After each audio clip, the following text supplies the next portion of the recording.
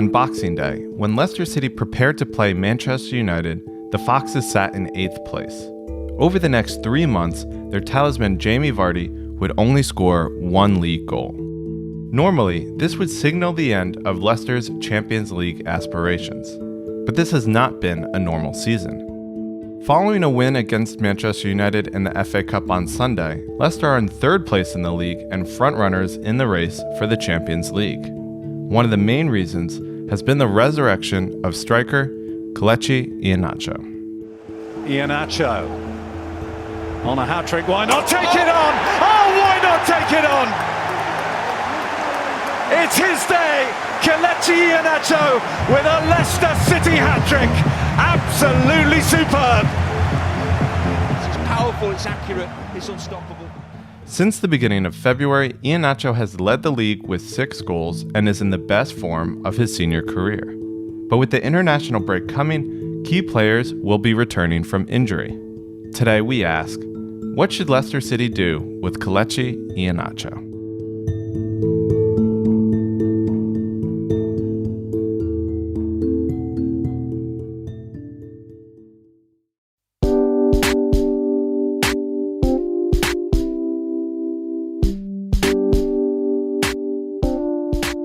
Kelechi Iheanacho's season so far for Leicester City has been his best in a blue shirt by some distance.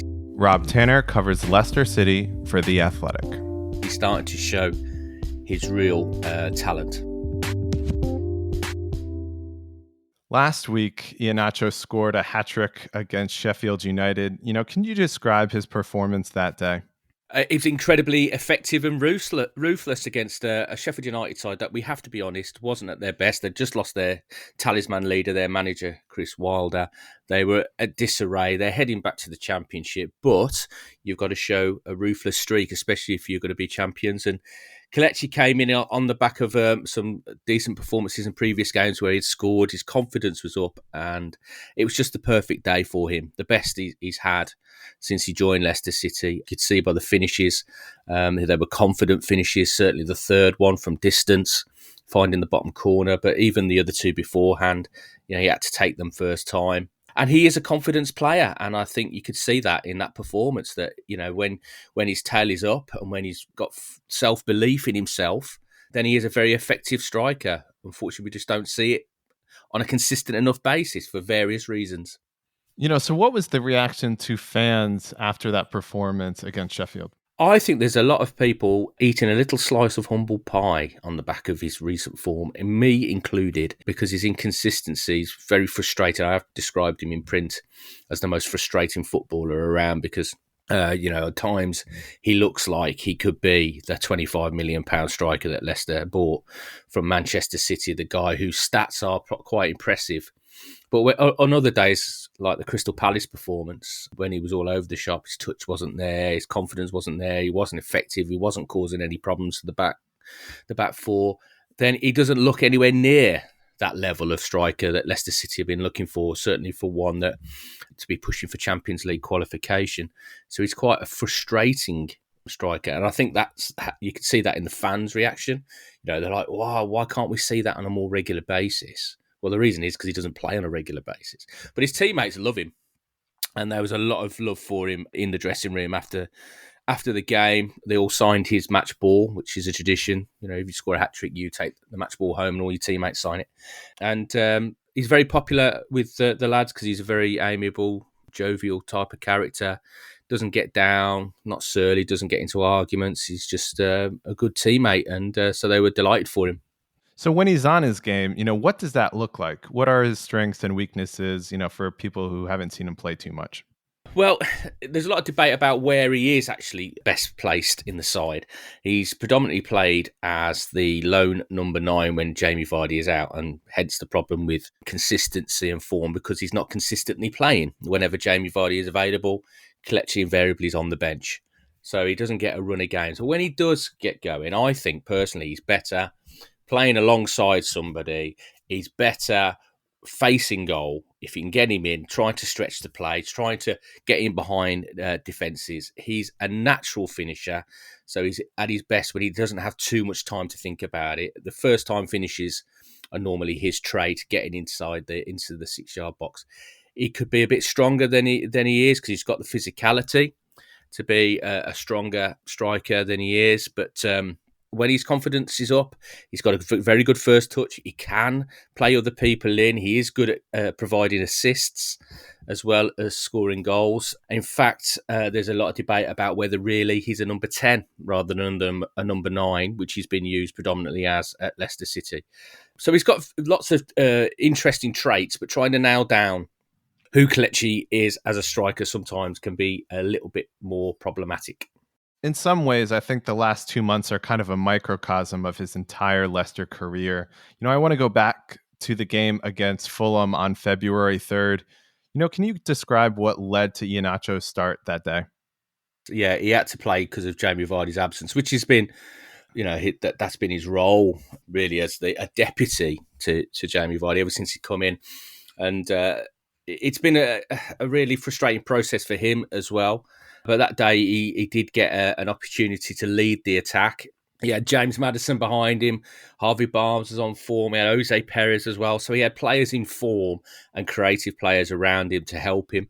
And but as I said before, with his confidence, getting that early goal at Fulham really kick-started his recovery as a player in recent weeks as well, because when he misses a few chances, as I said about Crystal Palace, when he misses a few chances, his head can drop, he can disappear in games. But on that occasion, he got that early goal, and it was onwards and upwards then. You could see a difference in him. And I think a lot of his teammates tried to give him confidence as well. But he had a lot of support that day as well. That was a decent performance from City as a team. And that really was the start for him in terms of his recent current form. And so then he played the next 2 games against Wolves and Brighton in the FA Cup and grabbed the winner in the Brighton game in the FA Cup. We've only got a few seconds left in added time. Over it comes. Iheanacho wins the tie right at the last. Brighton switched off, and Kelechi Iheanacho heads Leicester City into the quarterfinals of the FA Cup. And then despite that kind of positive play, he didn't play for the next 4 games. Why not? Because Jamie Vardy. That's effectively the reason why he always has to drop out. If Jamie Vardy's fit, Jamie Vardy plays. He's that important to the team, that important to the club. He is the talisman. Even at his age now, he is the focal point. He, from an attacking point, obviously is the guy that scores the goals, but also from a defensive point, he sets the tone with his closing, his work rate, in pressurising the opposition. The rest of the players look to him. So when Jamie Vardy is fit and available, he starts. And with Brendan Rodgers at that time preferring to play with just one striker, a lone striker, that is always going to be the problem for Kelechi. And that's one of the reasons why Leicester City haven't spent millions and millions more on other strikers. They've only really effectively got 2 out-and-out strikers on the books, Jamie Vardy and Kelechi Iheanacho, because if you were going to go and sign a ready-made, established Premier League striker, not only would that cost you a lot of money in the price tag, but also in the wages, and are they going to come and be happy to do what Kelechi does and drop out the team whenever Jamie Vardy is available? I don't think they would. And I think that's been the big conundrum for Leicester City, and that's why there's been a lot of patience in Kelechi to give him that time to develop into a player that they hope will eventually take over from Jamie as the main number 9. I have my reservations about whether he is that guy, and I think they will go out and try and sign another striker in the next transfer window. I think he's more of a player that likes to play alongside somebody, as we've seen in recent games. But that's the problem for him. He doesn't get that run of games consistently. So to go back, after that 4-game hiatus, he came back into the fold in a 3-1 loss against Arsenal. And what's remarkable about that is he played alongside Vardy, which is very uncommon, as you just mentioned, for Leicester, who usually play one forward. Why did Rodgers decide to start the 2 together? I think it's really been based on necessity in recent weeks because of the amount of injuries. I mean, Harvey Barnes went out that game. He was the latest one. James Maddison had got an injury as well. He'd gone. Jose Perez had hurt his knee. All his attacking options were in the treatment room. So he was left with very little choice to play Kelechi almost initially as a number 10 striker behind Jamie Vardy, the role that Maddison would have played and Dennis Pratt would have played, and Jose Perez had played effectively at the weekend. And so it was just circumstances dictated that. And it wasn't a particularly good day for Leicester at all. They really looked like they were running on empty that day. The spate of games they had, they just got knocked out of the Europa League, Slavia Prague. And so it wasn't really the best day to really assess them as a duo, but it's certainly a relationship that has grown. And interestingly, since they've had time on the training ground without any midweek games, that they can work on things, they can work on tactical sides of the game. So it started to flourish. But that was the first time we saw those two putting together, but it was purely because of the situation that they found themselves in with the injuries. How would you describe Vardy and Iheanacho's chemistry, having seen them now for a couple games? Really interesting. It's been really... they've had games where they've sort of played together for spells, but we've not seen them in a decent run of games as a partnership. As I said, Brendan likes to play with one striker and he likes to play with two wide men in support and a number 10 in behind, but he's had to change that. But what I like about it is that I think it's rejuvenated both strikers. As I said, Kelechi is somebody that needs a bit of guidance, needs a bit of support. I don't think he really likes the pressure of being that main number 9 on his own and all the responsibilities on him. I think he likes to share the responsibility. He likes to play off somebody, so that suits him. Jamie Vardy's on a poor run of goals at the moment because he's still trying to get back to 100%, get his pace again after the hernia operation. 1 goal in 15 games. And I think it eases the burden and the reliance on Jamie Vardy as well. And as we saw last weekend, the assists that Jamie Vardy provided, we know he's got that in his locker, but the pressure's always on him to be the man on the end of the moves. Whereas, as we saw against Sheffield United, he can create. He put in 2 perfect assists for Kelechi for his goals, first 2 goals. Lovely ball by Vardy. Lovely finish by Iheanacho. Vardy the provider again. No, that's really encouraging moving forwards because if Brendan wants to play the back 3, back 5 system that he utilised against Sheffield United, then I think 2 strikers is the way to go. And those two seem to be playing off each other quite well. They seem to have an understanding of where they both are because Vardy should have scored on that day as well. And Kelechi set him up, teed him up a couple of times and he couldn't quite take the chances, but they will come. How has that 2-striker formation kind of changed their playing style? Very much so. Now, all the width has to come from the wing-backs. In the first half against Sheffield United, it was Castagna and Pereira. And then Pereira came off with a tight hamstring, so Michael Brighton came in. The responsibility is on them to provide the width. But what it helps do, and what we saw with Sheffield United, is those two stretch the back 4. That means they create space by forcing the back 4 back. That leaves pockets of space in front of the back 4 for somebody as talented as Jose Perez to float into and find space, receive the ball. And as we saw for the opening goal, Fred did a superb pass through for Jamie Vardy, who pulled it across, squared it for Kelechi to score. It was all one-touch stuff. So, that 3 is a very interesting dynamic. It's different to the front 3 that we'd seen before, where Harvey Barnes would stay on the left, collect the ball, attack the fullback, be very direct and aggressive. And on the other side, you would have probably an inverted wide man like a Jose Perez who would like to float in and drift around, with Jamie Vardy as the integral piece at the top of the diamond, so to speak. But this is a different dynamic now, and it's just rejuvenated Leicester at a time when they really needed to galvanise for the final run into the season.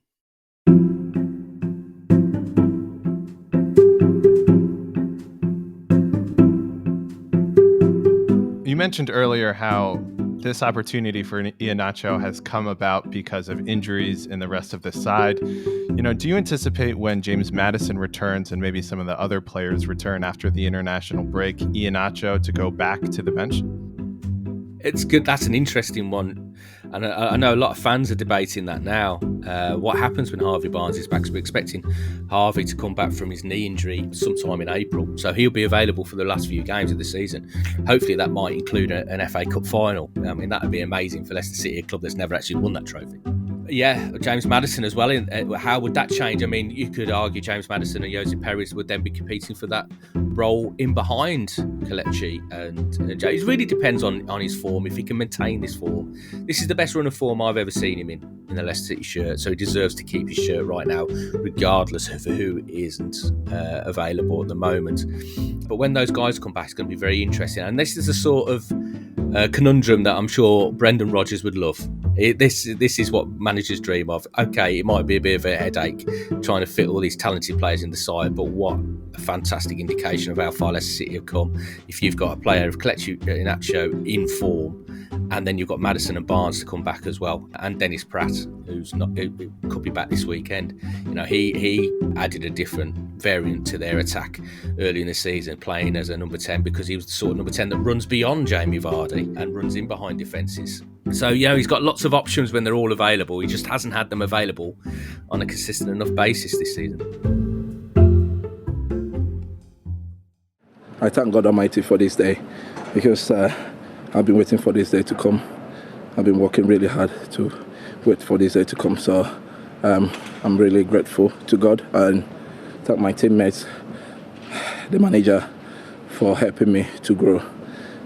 I thank everyone in the club for helping me as well. So I'm really happy for this day, and I'm going to use this opportunity to dedicate this hat-trick to all the mothers in the world.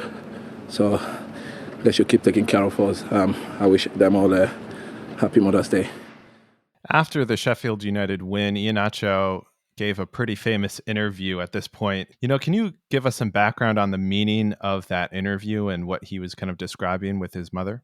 Yeah, his mother passed away when he was relatively young. He was quite a close family. I think she was very supportive of his football career when he was a bit younger. Although I can remember interviewing him and him telling me that they didn't really want him to play football. I mean, they never stopped him playing football. All he wanted to do was football, and he used to sneak out and play football. And his parents would punish him when they found him. He'd been playing football and stuff. They wanted him, and education was the way forward. They believed for him. He's very religious as well.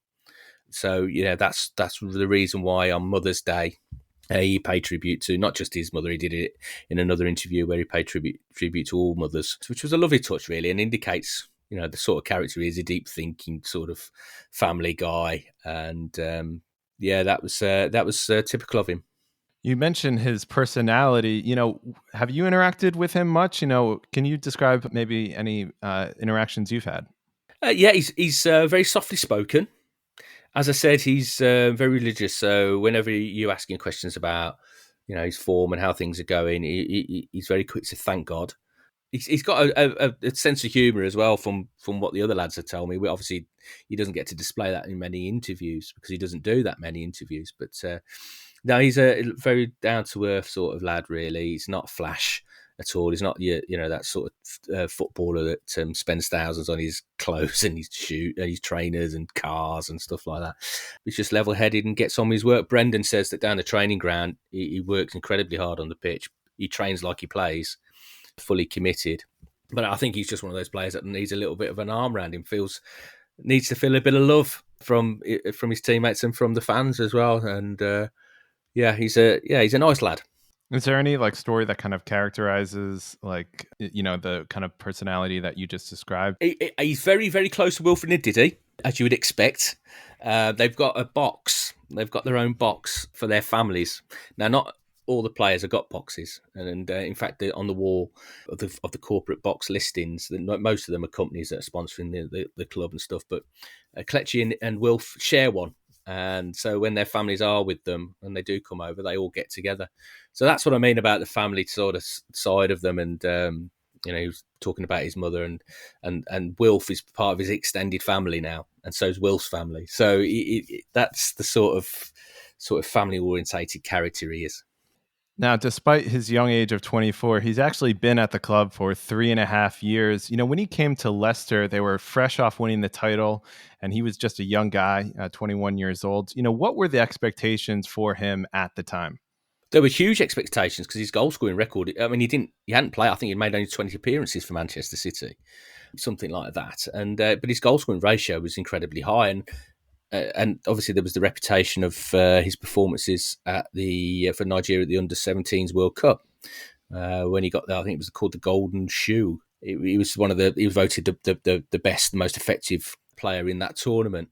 And if you look at his stats, when he has started games, in the 76 starts in all competitions for Man City and Leicester, he's been directly involved in 51 goals. He scored 37 and assisted 14. So his stats have always been impressive. So there was great expectation when he came from Manchester City. The fans were expecting to see a player who they probably expected to be the finished article, and he obviously wasn't.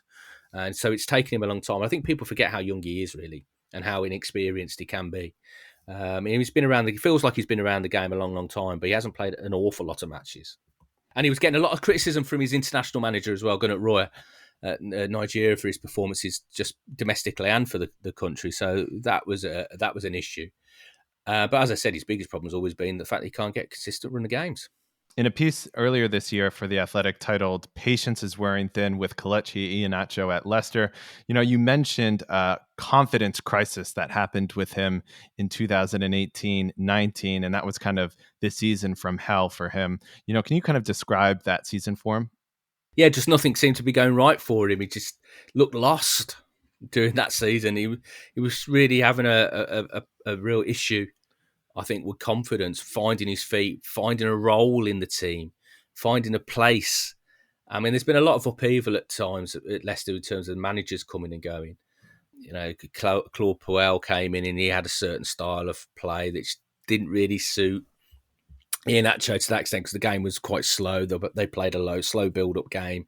A lot of youngsters were coming through, like Harvey Barnes was coming through. Then they signed James Maddison, so he found his opportunities, even more limited. But so he found it very tough adapting when he first came in. And as I said, he was very young. But over time, he's sort of grown. Not only as a player, he's grown a bit more as a man as well. He's found his place in the world a little bit, if you know what I mean. He looked like he was looking around and thinking, what am I supposed to do here? I've been at Man City, I looked after, I knew what my role was there, I'd play every now and then, but I'm coming in here now, there's more expectation. They've spent £25 million on me, which is a huge amount. And I think he just struggled to adapt, and it took him a bit of time. But I think credit has to be given to Brendan Rodgers since he's come in as well, because Brendan is a fantastic man manager. Brilliant at motivating players and making them feel loved. He doesn't shout at them very often. He's the sort, he refers to his own father, who used to, when he played, he used to get onto him and give him stick, and he said it never helped him. So why would I do that to my own players now? So he's always very encouraging, puts his arm around him, makes Kelechi feel real part of it, and we're starting to see the Kelechi that we anticipated when he come to the club. You mentioned his relationship with Brendan Rodgers. When Brendan Rodgers came in February of 2019, Iheanacho, to finish the season, only made 2 starts. And then remarkably, at the beginning of last season in 2019-2020, he didn't play for the first 13 games of the season. Didn't even come off the bench. Why do you think it is that it took Rodgers so long to play him?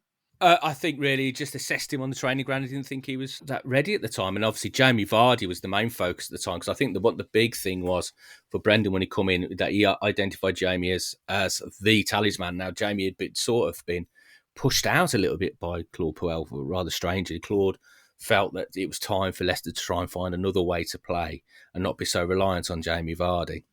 But Brendan identified that one of the important things for him to do when he come in was to get all those senior players on side, the Kasper Schmeichels, Wes Morgans, the Jamie Vardy, Michael Brightons, get those guys on side, because the rest of the dressing room would follow. So he made Jamie Vardy the focal point of his attack again, and also changed the way Jamie Vardy played. Jamie Vardy would chase from one fullback to another, closing people, used to use all that energy, trying to set the tone in terms of defensively to the press, to try and win the ball back high up the pitch.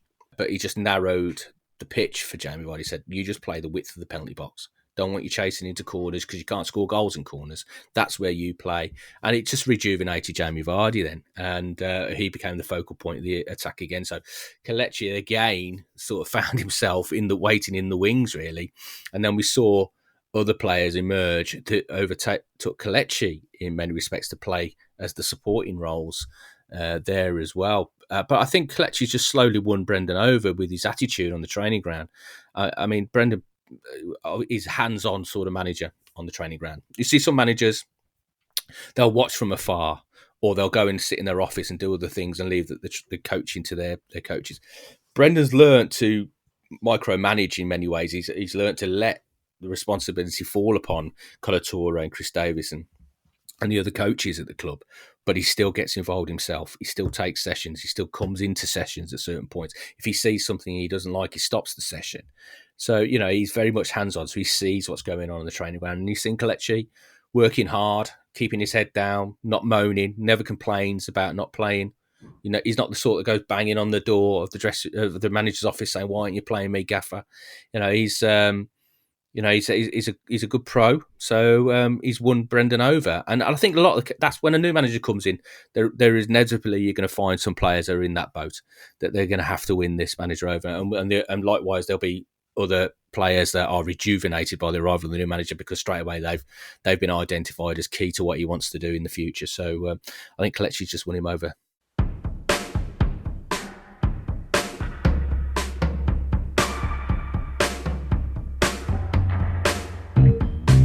As I said before, Kelechi is 24, which is an age players really need playing time. Do you see Leicester selling him in the summer? Where does he fit in their long-term plans? I don't think they'll sell him. I think they'll keep him and they'll add another striker.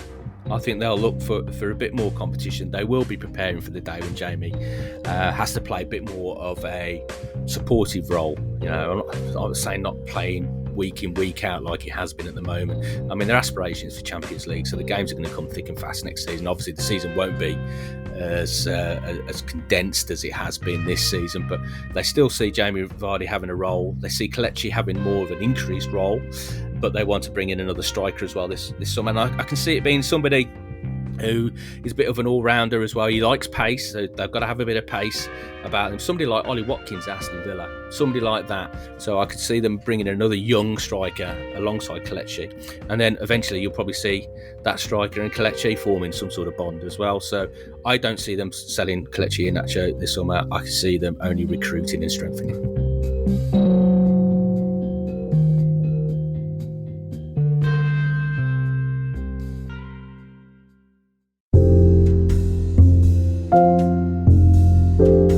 Rob Tanner covers Leicester City for The Athletic. The music for this episode was provided under the Creative Commons license by Blue Dot Sessions, and you can find more information about those songs in the episode description. This episode was produced by myself and John McKenzie. I'm Josh Schneider-Weiler. Thanks for listening to Football Today.